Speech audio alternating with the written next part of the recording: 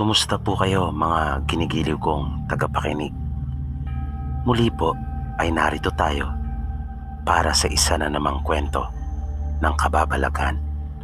At tulad po ng dati ay hangad ko pong lagi na sana'y abutan po kayo ng pagtatanghal na ito na nasa mabuti pong kalagayan, ligtas sa anumang uri ng kapamakan at karamdaman.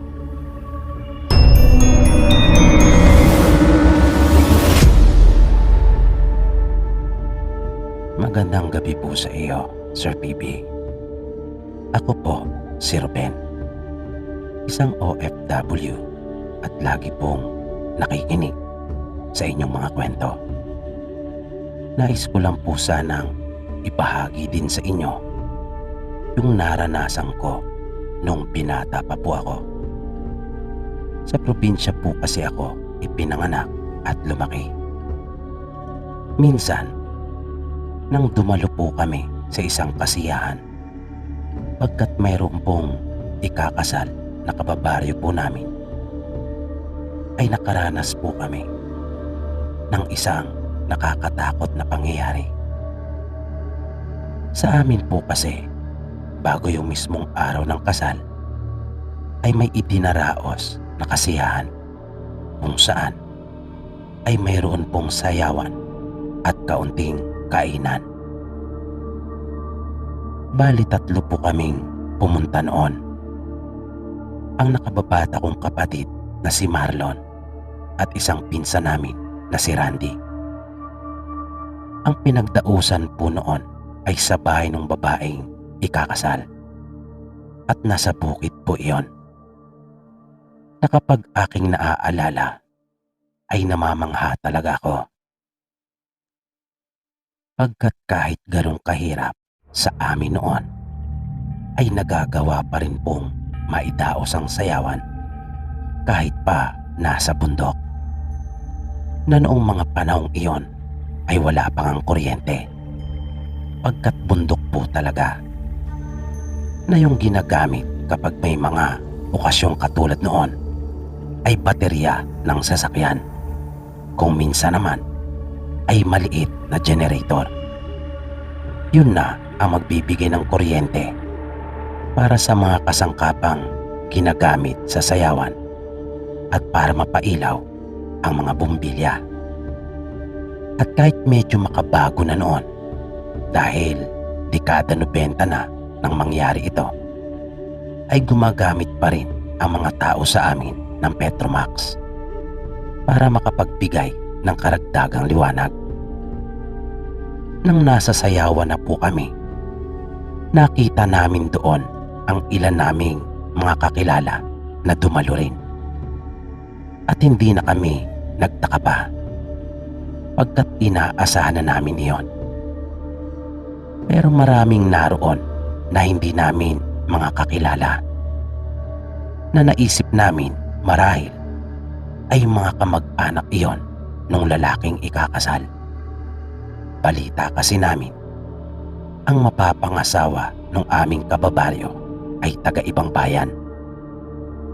Sa gilid ng sayawan ay may kanya-kanyang pwesto ng mga nag-iinuman. Masaya kaming nakisayaw ng kapatid at pinsang ko. Noong una ay wala namang kakaiba at maayos naman ang lahat. Kapag kami ay nakakaramdam ng pagod sa kakasayaw, ay humihinto muna kaming sandali at tumatagay. Naging mas masaya pa yung sayawan habang lumilipas ang oras, dahil marami pa ang mga dumarating, lalo na at nadaragdagan yung mga kadalagahang nakikipagsayaw, na kapag tumutugtog na ang sweet music ay talagang nakikipag-unang kami para yayain yung mga magaganda at napupusuan namin. Ano pa't napakasaya noong mga sandaling iyon. Kaya lang, habang lumalalim ang gabi, ay lalo pang nagkakarami ang mga tao, na mas marami pa ang dumarating at nadaragdag kaysa mga umuwi. At para bang hindi tumitigil ang patuloy na pagdagsa ng mga tao, na ang karamihan na ng mga naandoon ay hindi na namin mga kilala. Nung una ay amin pang binaliwala iyon dahil ang buong akala namin ay nataon lang marahil na maraming kakilala at kamag-anak yung mga ikakasal. Kung kaya nagpatuloy lang kami sa aming pakikipagsayawan, na wala kaming kamalay-malay na mayroon na palang kababalaghang nagaganap.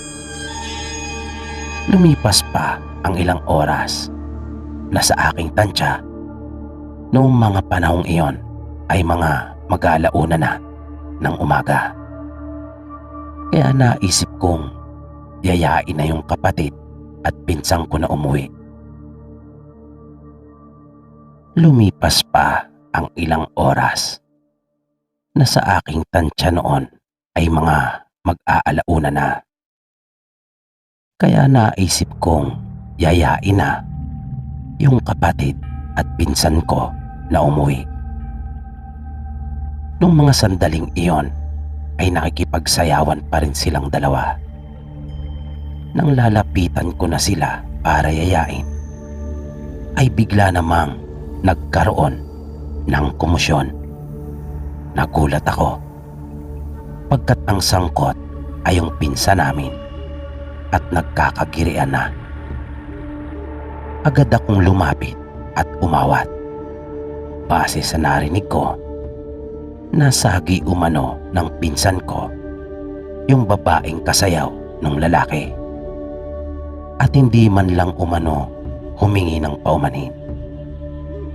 Namariin naman iyong itinanggi ng pinsan namin.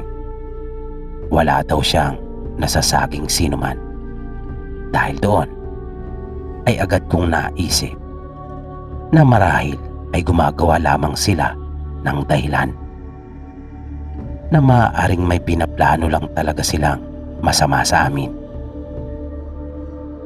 Kaya para hindi na humaba pa yung usapan at tuluyang mauwi sa gulo, ay hinila ko na ang kapatid at pinsang ko. Ako na rin ang humingi sa kanila ng paumanhin. Ngunit habang papalayo kami, ay naririnig ko pa rin yung pagmumura ng mga ito. At tila ba galit na nagbabanta pa. Kaya sinabihan ko ang mga kasama kong magmadali na, pagkat argabyado kami sa dami nila. Nang binabaybay na namin yung daan pauwi sa amin, ay bigla na lang kaming may naramdaman. Sabi ko sa kanila, mayroong sumusunod sa amin. Kaya sinabi kong mas bilisan pa namin ang ginagawa naming paglalakad. Di nagtagal ay nanindig na ng tuluyan yung balahibo ko sa katawan, nang ang sunod naming marinig ay huni na ng aswang.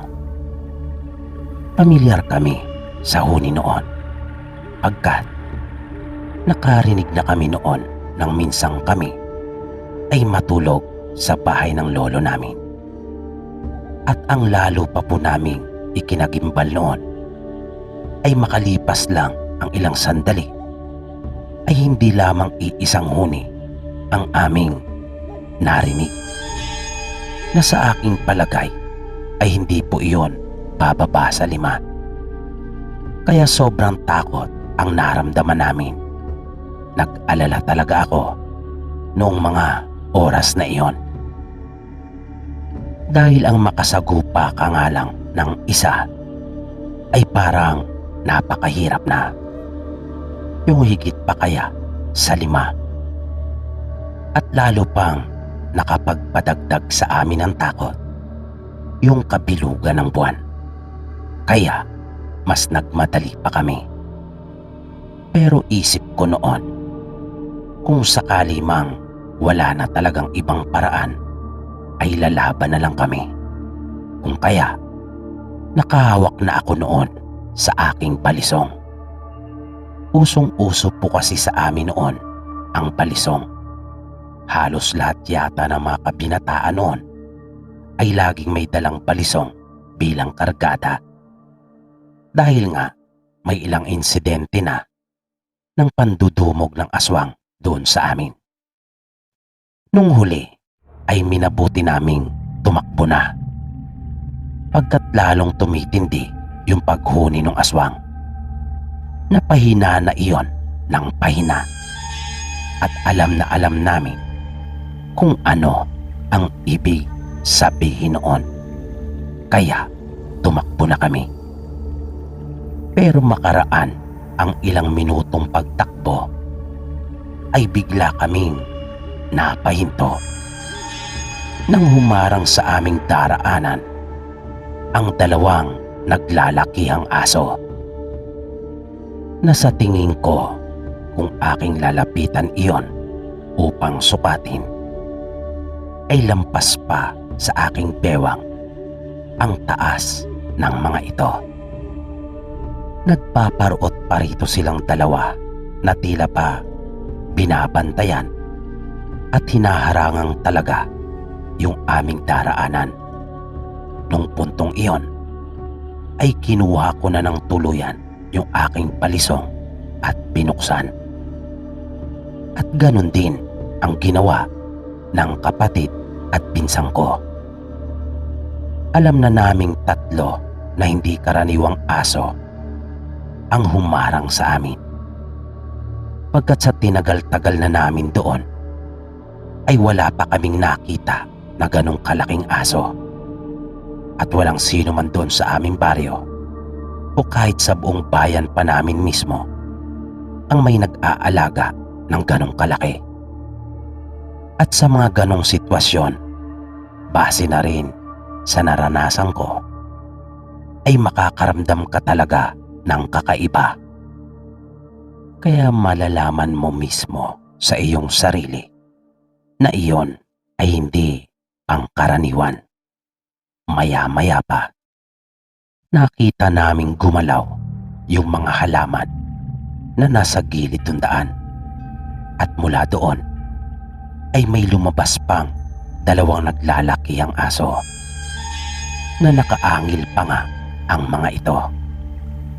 At kapansin-pansin pa nga yung matinding paglalaway ng isa sa kanila. Bigla kong naramdaman na bumilis at mas lumakas yung pagkalabog ng aking dibdib. Lalo na nang makita naming parang naghahanda na silang sumugod. Kaya mabilis kaming dumampot ng mga bato. Hindi na namin hinintay pa na kami ay sugurin ng mga ito. Pinagbabato na namin yung mga aso habang ang pinsang ko naman ay panay ang pagsigaw. At biglang may napansin kaming dalawa pa na biglang lumitaw sa aming likuran. Dahil doon ay napatakbo kami sa isang malaking puno at doon kami pumwesto. Rinig na rinig ko yung malatambol na tunog sa tuwing sila ay aming matatamaan. Ngunit hindi pa rin umaalis ang mga ito, na tila ba desidido talaga silang kami ay malapa. Hanggang sa makarinig kami ng mga tinig ng mga tao. At nang mapalingon ako, ay nakita ko ang isang grupo ng mga kabinataan na tumatakbong palapit sa amin. May mga hawak din silang bato at yung iba naman ay may mga balisong rin. Kanila ring pinagbabato yung mga aso habang sumisigaw sila ng aswang-aswang. Sa pagkakataong iyon ay doon pa lang nagsipulasan yung mga malalaking aso na pinaniniwalaan naming mga aswang at pawang mga nagpanggap lamang. Nalaman naming papunta din pala sana ang mga ito doon sa sayawan. Ngunit dahil sa nangyari, ay nagkayayaan na lang kaming mag-inuman doon sa bahay namin. Mga kakilala din namin sila ng iba pa nga ay aking mga kababata at naging kaklase noong ako'y nag-aaral pa.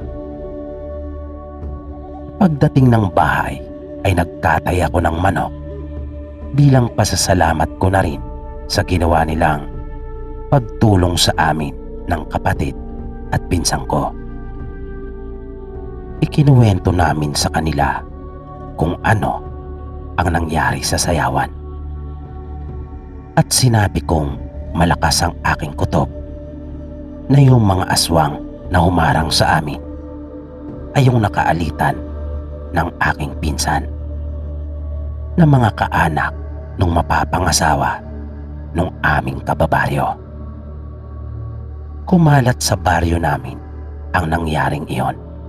Nung huli nga, ay lalo pang napatunayan na tama ang aming hinala na may lahing ang aswang yung angkan nung napangasawa ng aming kababaryo. Nang makarating sa amin ang balita na nakikita na raw itong nasa silong ng ibang bahay doon sa ibang bayan. Dinala na kasi ito at doon na nanirahan sa bayan ng kanyang napangasawa. At ang paniwala ng marami ay hinawaan na rin ito. At iyan po Sir PB ang kwentong nais ko pong ibahagi sa inyo na base mismo sa personal kong naging karanasan. Maraming salamat po. At dito po nagtatapos ang kwentong itinampok natin para sa araw na ito. Muli, sana po ay inyong nagustuhan at naway patuloy niyo pang subaybayan ang mga susunod pa po nating kwento dito lamang sa Mga Totoong Kwento ng Kababalagan. Nalin Loyola, AJ's Vlog, Tatsuki Channel, Gracita Escultor, Ray Elena, Dailin Miralles Atin, Mary Jane Bacaro, Lord Olaybar, Amor Ayudan, Cherry Garciano, Maria P. Escudero, Marina Bailen, Leslie Tini Di Pacbet, Marianita F.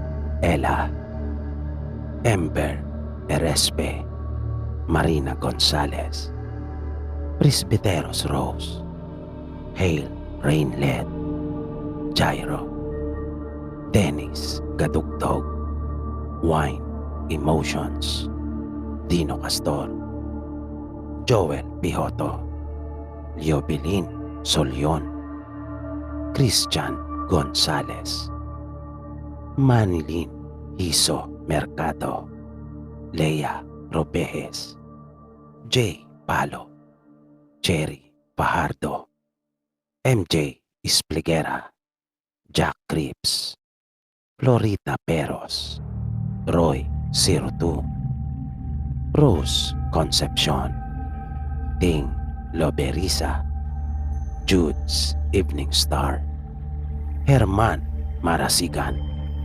Charlene Gumansing, John Reniel Sakate, Tolemi, Chuchi Olpina, Christian Villanueva, Emeline Benolerao, Jopper Dayon, Chris Garcia, Lily Rose Berbigal, Amelita Nicor, Randy Cagayanan, Mr. Line, Angel Ganat, Melissa Basenilio, Medellin Cacao, Rose Ann Apable, Teresita Cerone, Mirna Boho, Unknown 101 Secret, Mary Asilar, Misuki Kawabata, Frank Nobleza, Bong Gonzales,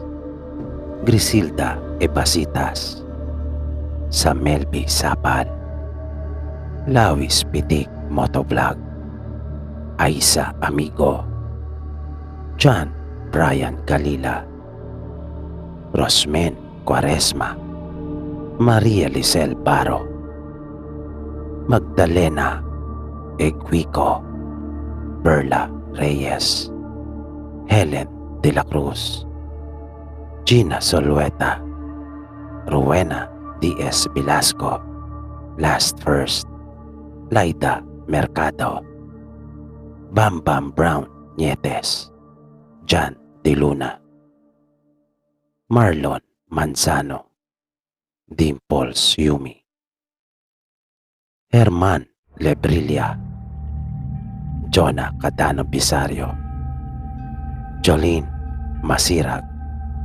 Regine Agbalsa, Peach Nut Perfect. Maraming salamat po at hanggang sa muli.